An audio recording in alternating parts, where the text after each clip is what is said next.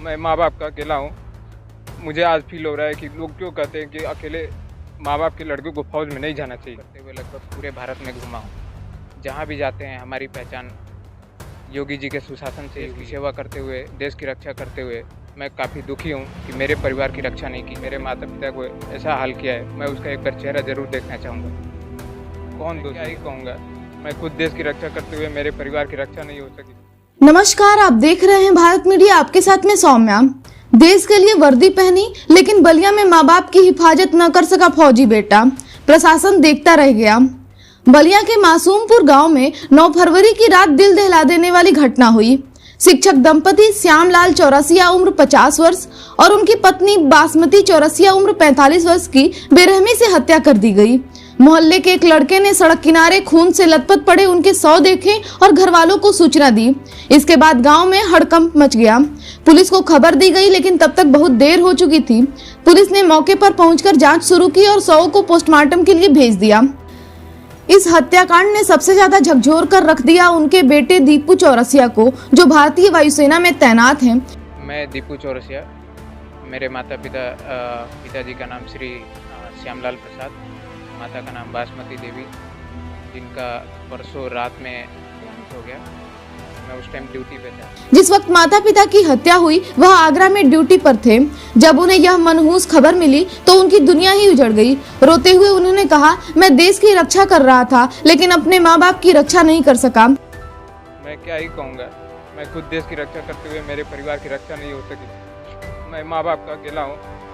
मुझे आज फील हो रहा है कि लोग क्यों कहते हैं कि अकेले माँ बाप के लड़कों को फौज में नहीं जाना चाहिए। काफी दुखी। लोग क्यों कहते हैं कि इकलौता बेटा फौज में नहीं जाना चाहिए, आज समझ में आ रहा है। दीपू ने बताया कि उनकी रोज माता पिता से बात होती थी। जिस दिन हत्या हुई उस दिन भी बात हुई थी, लेकिन उन्होंने कभी किसी परेशानी का जिक्र नहीं किया। अब वह बस अपने माता पिता के हत्यारों को देखना चाहते हैं और उम्मीद करते हैं कि उन्हें कड़ी से कड़ी सजा मिल ले। बात हुई थी 6:30 सवा 6 बजे तक बात हुई है। ऐसा कोई नहीं है, हमारा परिवार काफी पीसफुल फैमिली है, लेकिन पता नहीं, मैं वही बोल रहा हूँ, मैं दोषी को एक बार देखना जरूर चाहूंगा। कौन है वो? ऐसा कुछ नहीं है, ऐसा कुछ नहीं है। इस दर्दनाक घटना ने प्रशासन की कार्यशैली पर भी सवाल खड़ा कर दिया है। दीपू ने कहा, मैंने पूरे देश में यूपी के सुशासन की तारीफ सुनी, लेकिन यही सुशासन मेरे माँ बाप की रक्षा नहीं कर सका। लगभग पूरे भारत में घूमा हूँ। जहाँ भी जाते हैं हमारी पहचान योगी जी के सुशासन से ही हुई है। योगी जी ने यहाँ काफ़ी अच्छा काम किया है, सुशासन रहा है। देश की सेवा करते हुए, देश की रक्षा करते हुए मैं काफ़ी दुखी हूँ कि मेरे परिवार की रक्षा नहीं की जा सकी। मैं सरकार से यही अपील करूँगा कि प्रशासन जल्द से जल्द कार्रवाई करे और जो मेरे माता पिता को ऐसा हाल किया है, मैं उसका एक बार चेहरा ज़रूर देखना चाहूँगा। कौन दोषी है? मुझे 9 तारीख को 11 बजे रात में खबर की पता चली। उस टाइम मैं आगरा में ड्यूटी था। हमें संक्षिप्त जानकारी मिली कि घर पे कुछ इमरजेंसी हुआ है, जल्द से जल्द आ जाए। पुलिस को जांच में घर के अंदर किसी लूट या झगड़े के निशान नहीं मिले, लेकिन जिस कमरे में श्यामलाल कोचिंग चलाते थे वहां का ताला टूटा हुआ मिला और एक चश्मा पड़ा था। पुलिस को शक है कि हत्या की वजह संपत्ति विवाद भी हो सकती है।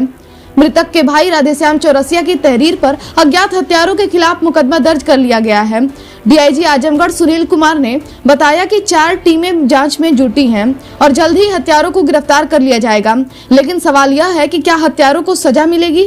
क्या कानून समय पर न्याय देगा या फिर एक और फौजी ड्यूटी निभाने के बाद लौटेगा और अपने माँ बाप को खोने का दर्द झेलेगा? खबर देखने के लिए धन्यवाद। जय हिंद, जय भारत। बने रहे भारत मीडिया के साथ।